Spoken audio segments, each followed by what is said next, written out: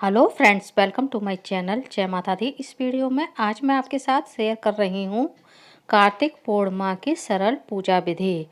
यदि आपने कार्तिक के पूरे महीने में तुलसी जी की पूजा नहीं की है और ना ही तुलसी जी पे दीपदान किया है, तो आप कार्तिक पूर्णिमा के दिन तुलसी जी की पूजा करके तुलसी जी के पास दीपदान करके पूरे कार्तिक के महीने के दीपदान का फल प्राप्त कर सकते हैं। सबसे पहले जिस जगह हम पूजा करेंगे उस जगह को अच्छे से साफ कर लेंगे और वहां पर हम एक चौक मार लेंगे। ये चौक मैं आटे से मार रही हूँ क्योंकि पूजा में चौक को हमेशा आटे से और हल्दी से मारना ही शुभ माना जाता है। आप चाहे तो ये रंगोली वाले कलर से भी बना सकते हैं, लेकिन आटे से चौक मारना पूजा में बेहद शुभ माना जाता है। चौक में मैंने अष्टदल कमल बनाया है। साथ ही कोई भी पूजा जब होती है तो उसमें हम भगवान गणेश का आवाहन करते हैं।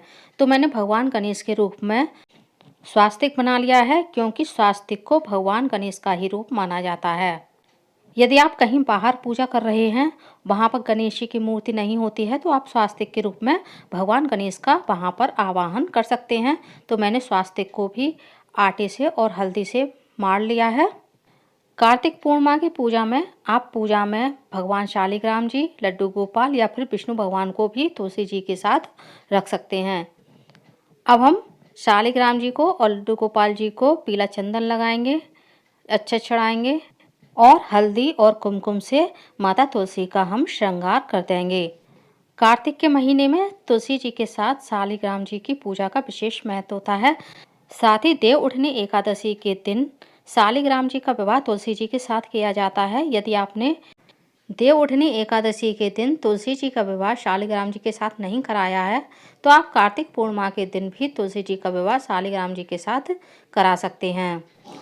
अब मैंने तुलसी जी को जल से सींच दिया है। साथ ही हम तुलसी जी को कुमकुम अर्पित करेंगे 5 बार या फिर 7 बार, और हम तुलसी मैया का कुमकुम से श्रृंगार कर देंगे, अच्छे चढ़ाएंगे और दीपक प्रज्वलित कर देंगे।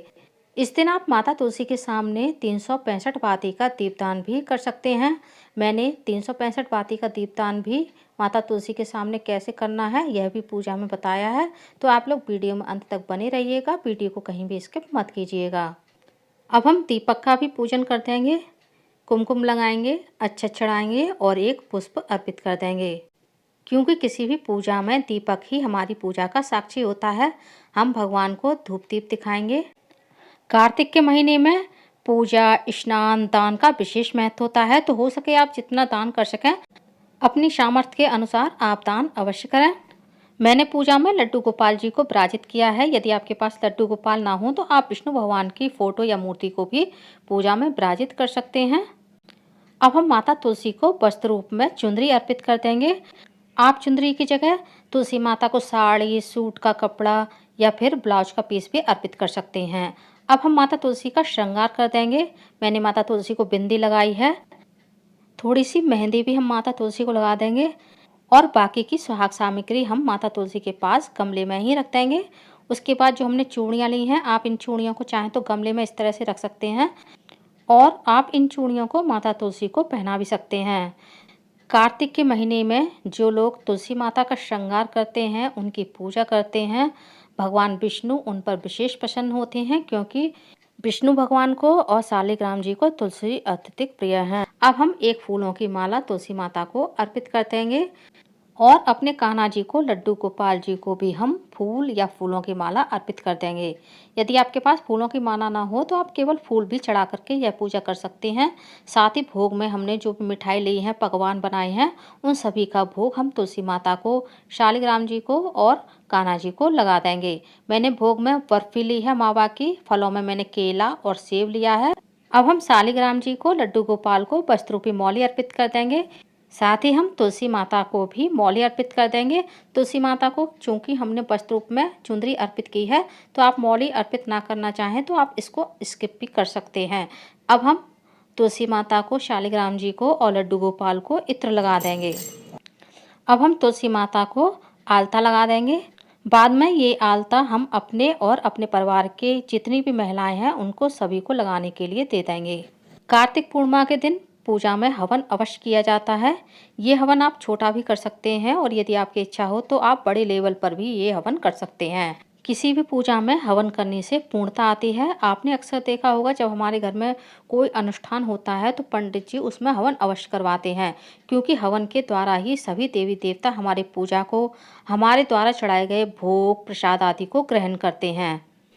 हवन में सबसे पहले हम अग्निदेव का आवाहन करते हैं, उसके बाद हम भगवान गणेश और गौरी माता के नाम से आहुतियाँ देते हैं। ये आहुतियाँ आप कम से कम 5 या 7 दें, अधिक से अधिक आप कितनी भी दे सकते हैं, जैसे 11, 21, 51 या फिर 108। उसके बाद हमें भगवान विष्णु के नाम से आहुतियाँ देनी होती हैं। माता तुलसी के मंत्र से भी हमें आहुतियाँ देनी होती हैं। साथ ही आपको भगवान भोलेनाथ के नाम से भी आहुतियाँ किसी भी हवन में अवश्य देनी चाहिए, क्योंकि कोई भी हवन भगवान भोलेनाथ के बिना पूर्ण नहीं माना जाता है। अब हमने भोग में जो भी प्रसाद रखा है उसकी भी आहुतियाँ हमें हवन में अवश्य देनी चाहिए, क्योंकि हवन के द्वारा ही सभी देवी देवता हमारे भोग को ग्रहण करते हैं। अब हम हवन की आचमनी कर देंगे। पहले हम आरती सभी भगवान को देंगे, उसके बाद हम स्वयं हवन की आरती लेंगे और परिवार के सभी सदस्यों से हम आरती लेने के लिए बोल देंगे। अब हमने जो दीपदान के लिए 365 बाती का दिया बनाया है, इसको भी हम तुलसी माता के सामने प्रज्वलित कर देंगे। 365 बाती के इस दिए का दीपदान आप सुबह भी कर सकते हैं या फिर आप शाम के समय गोधूली बेला में भी कर सकते हैं। अब हम माता तुलसी की और शालिग्राम जी की, भगवान लड्डू गोपाल की आरती कर देंगे। यदि आप 365 बाती का दीपदान नहीं कर पा रहे हैं तो आप माता तुलसी के सामने 5 या 7 दीपक का दीपदान भी कर सकते हैं। कार्तिक पूर्णिमा के दिन आप माता तुलसी के सामने विष्णु सहस्त्र नाम का पाठ कर सकते हैं, विष्णु चालीसा पढ़ सकते हैं, गोपाल चालीसा पढ़ सकते हैं, भगवान कृष्ण के 108 नाम मंत्रों का भी जाप कर सकते हैं। साथ ही आप माता तुलसी के मंत्रों का भी तुलसी पूजा में जाप कर सकते हैं। अब हम माता तुलसी को सुहाग दान करेंगे, उसके बाद हम माता तुलसी से सुहाग लेंगे। किसी भी पूजा में आप माता रानी को सुहाग लेफ्ट हैंड से दे सकते हैं, राइट हैंड से ले सकते हैं। यदि आपने माता रानी को राइट हैंड से सुहाग दान किया है तो आपको लेफ्ट हैंड से सुहाग लेना चाहिए। सुहाग लेने के लिए आपको हाथ की अनामिका उंगली का यूज करना चाहिए। अब हम माता रानी के चरण स्पर्श करेंगे और उनसे हाथ जोड़कर विनती करेंगे, हे माता रानी, हमारी पूजा में कोई कमी रह गई है या हमसे पूजा में कोई गलती हो गई है तो आप उसे क्षमा करिएगा और मेरे सुहाग को अखंड रखिएगा, हमारे परिवार में सुख शांति और समृद्धि बनाए रखिएगा।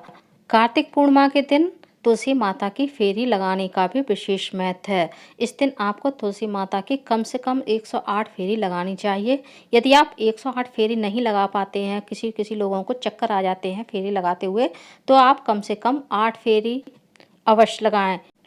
इसके अलावा आप 11, 21, 51 फेरी भी तुलसी माता की लगा सकते हैं। उम्मीद करती हूँ फ्रेंड्स, कार्तिक पूर्णिमा की पूजा विधि का मेरा ये छोटा सा सरल सा वीडियो आप लोगों को पसंद आया होगा। यदि आप मेरे चैनल पूनम की आस्था पर पहली बार आए हैं तो प्लीज़ चैनल को सब्सक्राइब कर लीजिए, वीडियो को ज़्यादा से ज़्यादा लाइक कीजिए, शेयर कीजिए, साथ ही बेल आइकन को प्रेस कर दीजिए ताकि हमारे आने वाली सारी लेटेस्ट वीडियो की नोटिफिकेशन आप लोगों को टाइम से मिल सके। कॉमेंट्स बॉक्स में तुलसी माता की जय, भगवान विष्णु की जय अवश्य लिखिएगा। धन्यवाद फ्रेंड्स। ओम नमो भगवते वासुदेवाय नमः।